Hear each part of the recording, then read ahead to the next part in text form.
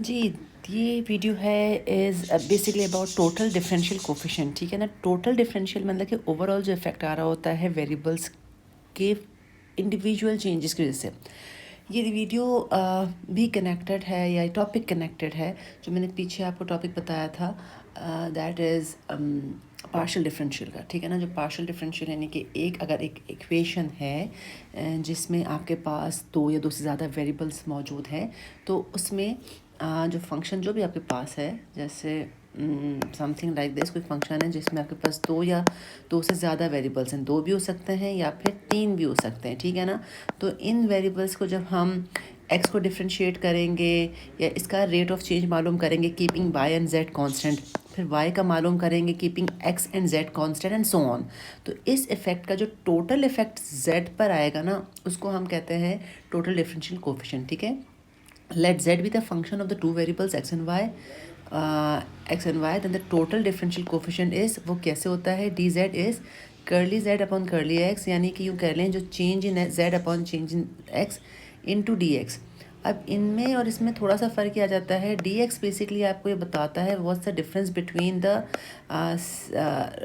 Two values. ठीक है ना। x2 माइनस x1, जैसे dy बता देगा आपको y2 माइनस y1। लेकिन जो ये चीज़ है ना, ये आपका रेट ऑफ चेंज है। This is the rate of change. ठीक है ना। Rate of change in z with respect to x। ठीक है। ये रेट ऑफ चेंज बताता है and this gives you the change in x, यानी x2 से x1 में क्या फ़र्क आया। तो dx will tell you the change in x and curly z upon curly x will tell you the rate of change in z with respect to x, और same goes for the other y and everything.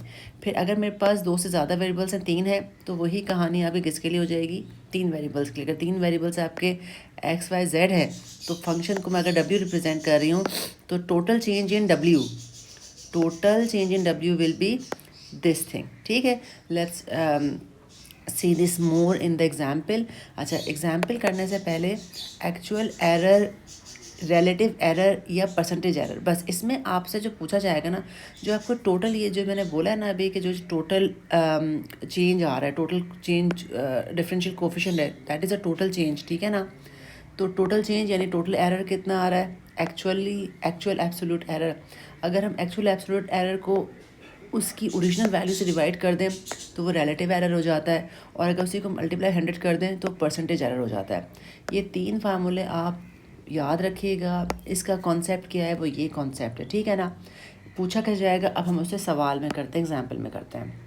अच्छा, ये बड़ा important topic है क्योंकि इसकी बहुत ज़्यादा ना प्रैक्टिकली रिलेटेड आपकी एग्जाम्पल्स होती हैं। ठीक है। देखें, जैसे यहाँ पे सवाल क्या है, if u is a function of under root x plus 2y, ठीक है, and x changes from 3 to this, यानी कि अगर मैं इसको यूँ लिखूँ, x changes यानी कि जो चेंज इन x है वो क्या बता रहा है, इट्स x2 माइनस x1। तो वो क्या आ गया मेरे पास, 3 माइनस 2 पॉइंट, अच्छा, इस चेंजेस फ्रॉम 3 टू 2.98। तो 3 पहले था और 2.98 बाद में हुआ, तो ये मैंने उल्टा लिख दिया है। मुझे इसको लिखना चाहिए था, हाँ जो भाई, मुझे इसको लिखना चाहिए था, इसको इट्स बेसिकली 2.98 माइनस 3, तो ये माइनस 0.02 हो जाएगा। ठीक है।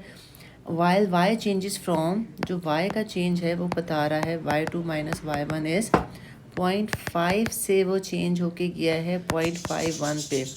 तो 0.51 is my new value and 0.5 is my old value. ठीक है। सो इसमें कितना चेंज आया, इसमें 0.01 का चेंज आया है। ये उसने भी इन्फॉर्मेशन आपको दे दी है। Find the approximate change in you. Approximate change in you यानी कि टोटल चेंज इन यू। तो हमें पता है, as we know that d u is equals to curly u upon curly x into d x plus curly u upon curly y into d y, ये हो जाएगा। तो हम पहले काम करते हैं, जो फंक्शन हमारे पास गिवन है, अब मैं ब्रैकेट में एक्स वाई नहीं लिख रही हूँ, बस सिर्फ फंक्शन लिख रही हूँ एक्स प्लस 2y। तो इसका हम निकालते हैं differentiate with respect to x पहले करेंगे, और फिर हम differentiate with respect to y कर लेंगे। ठीक है ना। तो ये मेरे पास आ जाएगा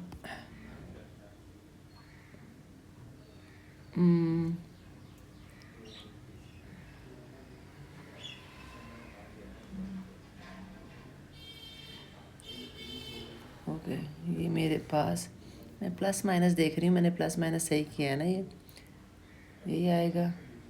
एक दफ़ा आप भी देख लीजिएगा, ठीक है। आई एम श्योर यही बनेगा इसका प्लस माइनस। 98 में से 3 तो ये 0.02 एंड दिस। ओके, अब 0.51 माइनस 0.5 पॉइंट। एक बार ना बहुत सिंपल सी चीज़ में भी ऐसा लगता है जैसे हम कुछ गड़बड़ कर रहे हैं, सही है। ओके, एनीवेज, अब हम इसका रेट ऑफ चेंज निकालते हैं विद रिस्पेक्ट टू एक्स। निकाला हमने, तो curly u upon curly x will be equal to 1/2 x plus 2y की power -1 is -2 into differentiation of bracket thing with respect to x, तो 1 + 0। तो ये मेरे पास curly u upon curly x क्या बना, 1/2 और जो आपका नहीं हाफ था ना, ये मैम कैसे लिखा, -1/2 -1 इज़, चलो मुझे हाथ में ज़्यादा दोनों लगता है, it's -1/2 it's half -1, so sorry जी, चलें जी, हाफ -1। मैं ज़रा फ्रेश माइंड के साथ करती हूँ। ये हाफ है ना, यानी कि this is √x + 2y is equals to x + 2y की पावर हाफ। अब सही है, ठीक है। तो हाफ -1 क्या हो जाएगा, इट्स -1/2 हो जाएगा। तो -1/2 का मतलब है मैं इसको ऐसे लिख लूँ, रन। अच्छा, अब मैं यहाँ पे x और y आपके हमेशा इसमें क्या होती हैं, इनिशियल वैल्यू होती हैं। तो curly u upon curly x आपकी बन जाएगी। अच्छा, जो हमने पीछे देखा था उसमें हमने ये देखा कि x1 is equals to my 3 to 2.83 और y1 इज़ इक्वल्स टू क्या था भाई, 0.5 था, 0.5। तो ये मैंने वैल्यू यहाँ पे डाली, 2 ये 3 डाला प्लस 2 टाइम्स 0.5, तो ये मेरा बन जाएगा 1/2 टाइम्स 0.5 इज़ 1, ठीक है। 3 + 1 4, √4 इज़ 2, तो 2 2 ज़ा 4, ये 1/4 आ गया, राइट। इसी तरीके से मैं ये curly u upon curly x निकाला है मैंने, okay. And then the next is differentiate, मैं दूसरा कलर ले लेती हूँ, differentiate with respect to y, तो curly u upon curly y will be equal to, यही सारा कुछ कहानी होगी, सिर्फ यहाँ पर चेंज हो जाएगा, ठीक है। And then it will be 1/2 √x + 2y into, ये चेंज हो गया, ये 1 हो जाएगा, 2y मेरा 2 बन जाएगा, ठीक है। 2 और 2 कट गया, तो ये 1/√x + 2y, यहाँ पे मैंने वही वैल्यू डाली, यानी ये और ये डाली, तो ये हमारा √4 आया था ना, तो it will be 1/2 is the value of curly u upon curly y, ठीक हो गई बात, ओके।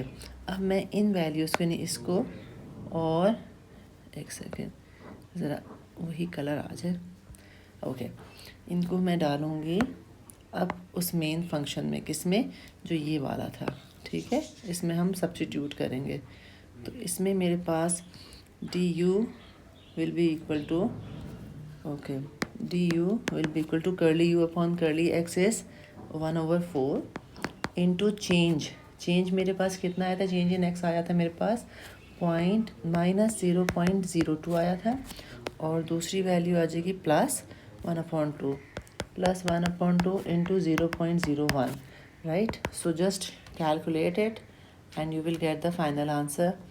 मेरे पास इसका आंसर 2 2 ज़ा 4 1, तो इट्स लाइक -0.01/2 प्लस 0.01/2, तो आ गया 0।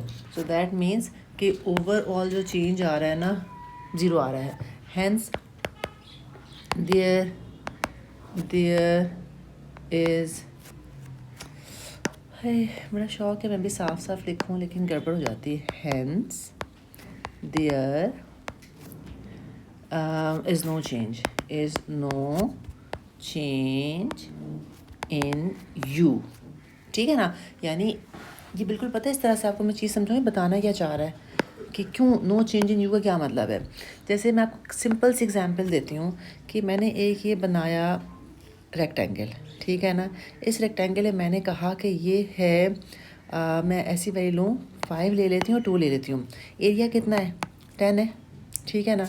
अब अगर मैं यहीं पे सपोज़ कर लें कि मैं यहाँ पे ये यूँ बना लेती हूँ, ठीक है। और अब मैंने क्या किया कि जो ये नया मेरे पास आया है उसमें मेरे पास ये लेंथ है, ये 5 थी ना बड़ी, मैं इसको कह देती हूँ ये लेंथ है ऐसा नंबर चाह रही थी मैं आसानी से मैं मल्टीप्लाई कर लूँ, जो कि नहीं हो रहा है। चले हम 5 3 ज़ा 15 अगर मैं लूँ, और अच्छा मैं ऐसा समझाने के लिए ले लेती हूँ, ये 5 ले लेती हूँ और ये 4 ले लेती हूँ। 5 4 सा कितना हो गया? 20 हो गया, ठीक है ना। अब मैंने रेक्टेंगल ऐसे बना लिया। अगर मैंने ऐसे रेक्टेंगल बनाया है और अब ये इस तरह से हो गया है, बल्कि इसको मैं थोड़ा सा अगर और पतला कर लेती ना, लेकिन आप मैं आपको समझा ही रही हूँ ना, बस समझ लें आप। तो ये 10 होगी लेंथ, ये लंबी वाली लेंथ 10 है और ये 2 है। तो हुआ क्या है, जो जो 5 थी वो 5 वाली लेंथ चेंज होके बन गई 2 में। इसमें क्या हुआ है? इसमें डिक्रीज़ हुआ है, ठीक है ना। और जो 4 वाली विड्थ थी वो चेंज होके बन गई 10 में। इसमें क्या है? इंक्रीज़ हुआ है। लेकिन ओवरऑल एरिया में क्या बना? 10 2 ज़ा ये भी 20 है, ये भी 20 है। There is no change in the area. इसमें चेंज आया इंडिविजुअल वेरिएबल में, लेकिन ओवरऑल जो इन वेरिएबल्स की वजह से जिन फर्दर वेरिएबल में एक इफेक्ट आता है उसमें कोई चेंज नहीं आया। So this is what we find by using this concept of total differential, ठीक है। आई होप समझ आ गया होगा। एक और एग्जांपल अब इसकी करते हैं हम, जिसमें यहाँ पे पैरापाइप की सवाल है ये कि इसका वॉल्यूम गिवन है आपको। वॉल्यूम की इक्वेशन है एक्स वाई जी, ठीक है ना। इफ़ z डिक्रीजेज बाय 2%, अब z डिक्रीजेज बाय 2% है, तो 2% of obviously original value, and x and y increases by 0.75%, यानी कि change in x and change in y is 0.75% of x and like of y, ठीक है ना। तो यानी ये किसके लिए हो जाएगा? डी एक्स के लिए हो जाएगा, ये किसके लिए हो जाएगा? डी वाई के लिए हो जाएगा, सही है। अच्छा, फिर उसके बाद यानी इसको मैं फर्दर कैसे लिख सकती हूँ अपने समझने के लिए?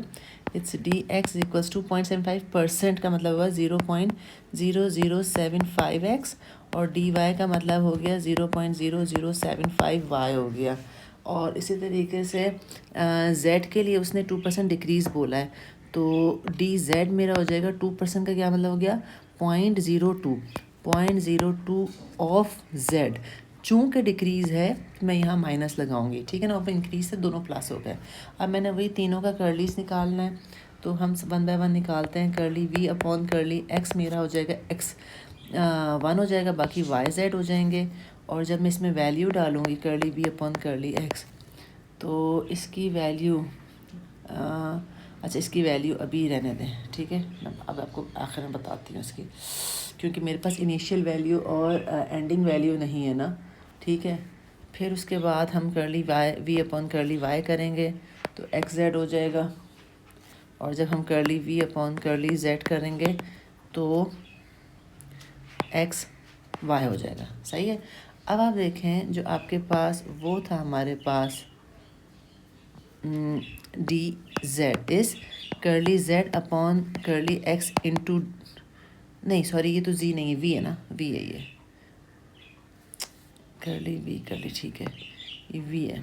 जेड तो हमने पिछले वेरिएबल में पिछले वाले एग्जाम्पल में लिया था। Curly v upon curly x into d x plus curly v upon curly y into d y plus curly v upon curly z into d d z, ठीक है। अब curly v upon curly x ये किसके बराबर बन रहा है? ये बन रहा है आपके वाई जेड, ये वाई जेड हो गया। और डी एक्स किसके बराबर है? डी एक्स है ये रहा 0.0075 ऑफ एक्स, ठीक है। तो यानी एक्स वाई जेड तीनों में आ गया ना, ठीक है ना। इसी तरीके से ओके प्लस इसके लिए आ जाएगा, और 2 मिनट्स वेट करें, और प्लस इसके लिए भी आपका, मैं अगले पेज पे लिख रही हूँ, ठीक है। तो ये आपका आ जाएगा डी वी, ठीक है, is equals to x y z of 0.0075, फिर एक्स वाई जेड इंटू 0.0075 और माइनस एक्स वाई, हेलो ना 2 minutes, x y z into 0.02,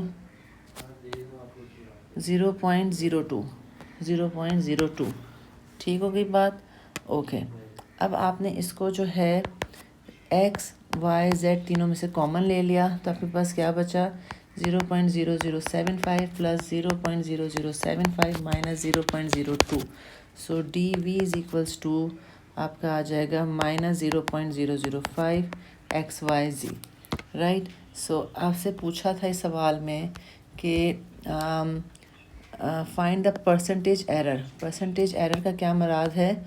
percentage error आपकी बन रही है ये रही percentage error d theta one theta this.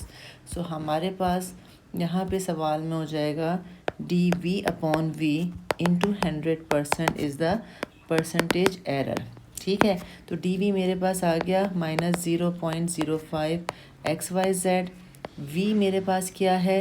X y z into 100%, तो ये कट गए आपस में, मल्टीप्लाई हुआ तो माइनस 0.5% चेंज आया है इन वी नहीं है, क्या था? वी था, वॉल्यूम, इन वॉल्यूम, यानी कि वॉल्यूम ओवरऑल 0.5% डिक्रीज़ करेगा। समझ आ गई बात आपको?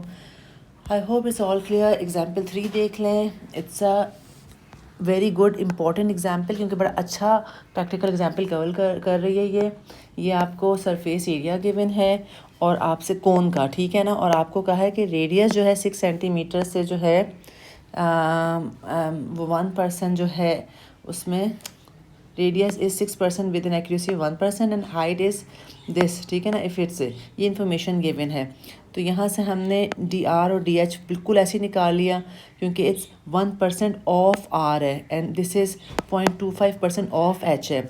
फिर मैंने इसको डिफ्रेंशिएट किया है, वीडियो पॉज कीजिएगा, आप भी डिफ्रेंशिएट करके देख लीजिएगा। D S upon D R निकाला है, D S upon D H निकाला है, उसमें इनिशियल वैल्यू डाली है और इनिशियल वैल्यू डाल के आपके पास जो आंसर आ गया है उसको मैंने ओवरऑल इस वाले में सब्स्टिट्यूट कर लिया, वो मेन वाले में। इसने मुझे ये आंसर दे दिया, बिल्कुल जैसे मैंने पिछले एग्जाम्पल में परसेंटेज एरर किया था ओरिजिनल वैल्यू से डिवाइड, तो वही मैंने ओरिजिनल वैल्यू से डिवाइड किया and I got this answer, ठीक है। ज़रूर इस एग्जाम्पल को कीजिएगा पॉज करके, टाइम सेविंग की वजह से मैंने स्टेप बचाने की वजह से मैंने करके आपको बताया।